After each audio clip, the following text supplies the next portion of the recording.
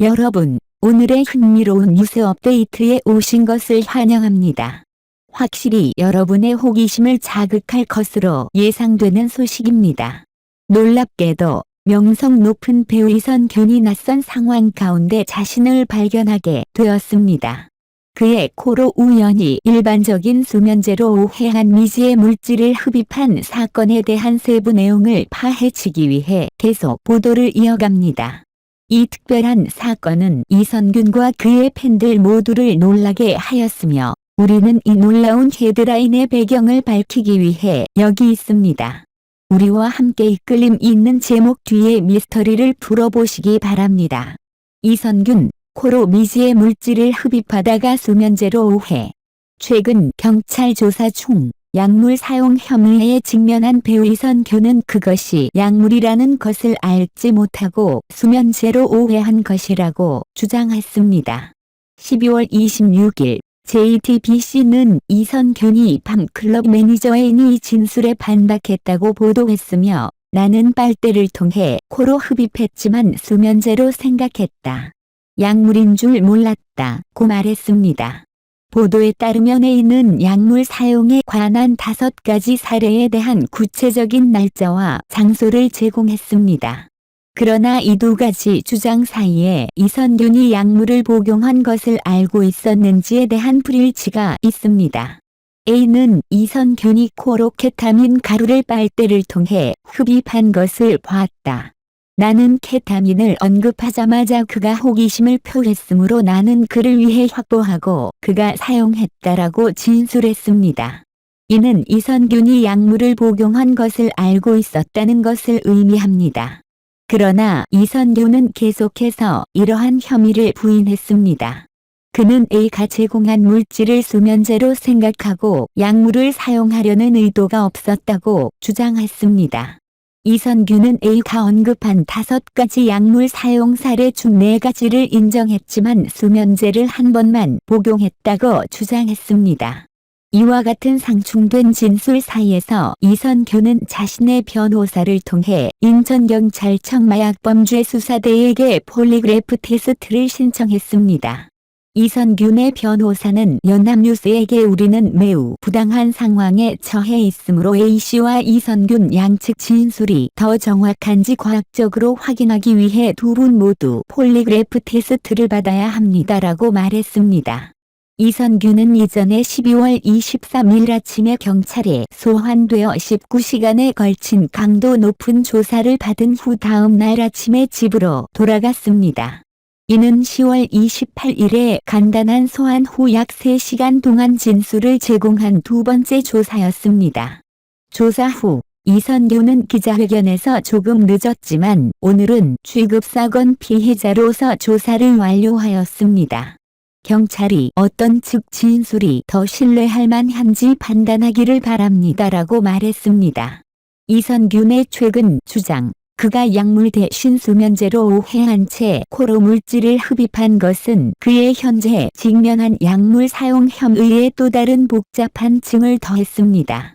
이 상황은 고려와 논평을 위한 몇 가지 관점을 제기합니다.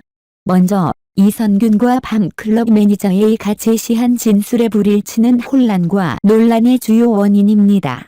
A는 이선균이 케타민을 의도적으로 사용한 것으로 주장하며 이는 통제된 물질을 복용할 의도를 시사합니다. 반면에 이선균은 약물을 복용한 의식이 전혀 없었으며 흡입한 물질이 수면제라고 믿었다고 강력하게 주장합니다. 이는 양측 진술의 신뢰성에 대한 의문을 제기합니다. 배우가 A가 언급한 5가지 약물 사용 사례 중 4가지를 인정했지만 의심스러운 물질의 본질에 대한 자신의 지식을 부인하는 것은 더 많은 복잡성을 더합니다. 이것은 이선균이 어떤 잘못을 인정하더라도 그의 행동이 불법 약물을 복용하기 위한 의도에 의해 주도되지 않았다고 주장합니다. 이 문제에 대한 진실은 철저한 조사를 통해 밝혀져야 하며 필요한 경우 이선균의 변호사가 요청한 폴리그래프 테스트를 통해 확인되어야 합니다. 폴리그래프 테스트 요청은 주목할 만한 발전입니다. 폴리그래프 결과는 항상 확실하지는 않지만 당사자의 진술의 진실성에 대한 유용한 통찰력을 제공할 수 있습니다. 이는 이선균과 그의 변호팀이 상충되는 진술을 해결하고 진실을 확인하기 위한 과학적 수단을 찾기 위한 적극적인 단계입니다. 이러한 테스팅의 결과는 대중의 인식과 법적 절차를 형성하는 데 상당한 영향을 미칠 것으로 예상됩니다. 이선균의 조사의 강도는 논의할 가치가 있는 또 다른 측면입니다. 짧은 기간 내에 3번의 조사를 받는 것은 누구에게나 신체적, 정서적으로 힘들 수 있습니다. 배우는 경찰이 양측 진술의 신뢰성을 공정하게 판단하기를 희망하고 있습니다. 이 조사가 공정하고 편견 없이 진행되어 모든 관련 당사자에게 정의가 이루어지도록 하는 것이 중요합니다. 이선균의 진술에서 언급된 갈취 사건은 이 상황에 또 다른 복잡성을 더합니다. 이것은 이 혐의에 영향을 미친 잠재적 동기나 강요 요인이 있을 수 있다는 것을 시사합니다.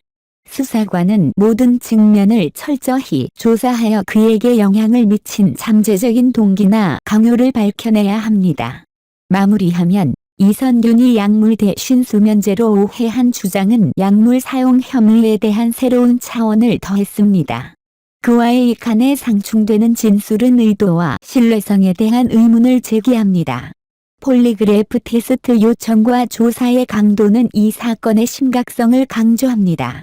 진실을 결정하고 관련된 모든 당사자에게 정의를 실현시키기 위해 공정하고 철저한 조사가 이루어져야 합니다.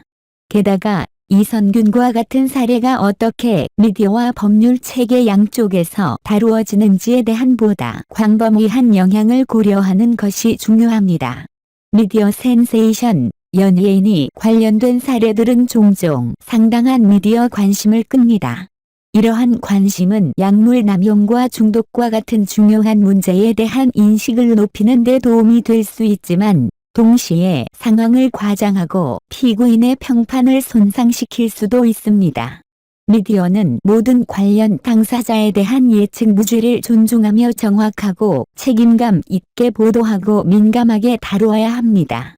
경력과 평판에 미치는 영향, 약물 사용 혐의는 연예인의 경력과 평판에 심각한 영향을 미칠 수 있습니다. 이선균이 최종적으로 무죄 판결을 받더라도 그가 기소되었다는 사실만으로도 그의 개인적인 생활과 전문적인 삶에 오랜 영향을 미칠 수 있습니다. 이것은 피고인의 권리를 보호하기 위해 철저하고 공정한 조사가 중요하다는 것을 강조합니다. 약물 인식과 교육, 이와 같은 사례는 약물 남용 및 약물 사용과 관련된 위험에 대한 인식을 높이고 연예인을 포함한 개인들에게 교육이 중요하다는 기회로 기능할 수 있습니다. 약물 남용 문제에 헌신하고 그것을 겪는 사람들에 대한 지원에 중점을 두어 처벌만이 아니라 예방과 지원에 초점을 맞추는 것이 중요합니다. 법률 체계의 역할. 법률 체계는 무리한 영향이나 압박 없이 작동해야 합니다. 조사관과 검사는 혐의에 대한 철저하고 공정한 조사를 수행해야 합니다. 공의와 사실, 법률의 원칙에 따라 사건을 판단해야 하며 대중 의견이나 미디어 압력이 아니어야 합니다. 영향을 받는 이들에 대한 지원, 결과에 관계없이 이와 같은 사건에 관여하는 개인들은 지원이 필요할 수 있습니다. 이는 약물 중독 문제에 직면한 사람들뿐만 아니라 약물 사용 혐의를 무참히 받은 사람들에게도 해당됩니다. 모든 관련 당사자의 복지와 정신 건강은 우선시되어야 합니다. 마무리하면 이선균 사건은 고프로필 법적 문제에서 발생할 수 있는 복잡성과 어려움을 상기시키며 공정하고 철저한 조사, 책임감 있는 미디어 보도, 약물 남용 문제로 영향을 받는 이들에 대한 지원에 대한 더 넓은 관점에 대한 중요성을 강조합니다. 궁극적으로 진리는 드러나야 하며 모든 관련된 개인들의 권리와 존엄을 존중해야 합니다.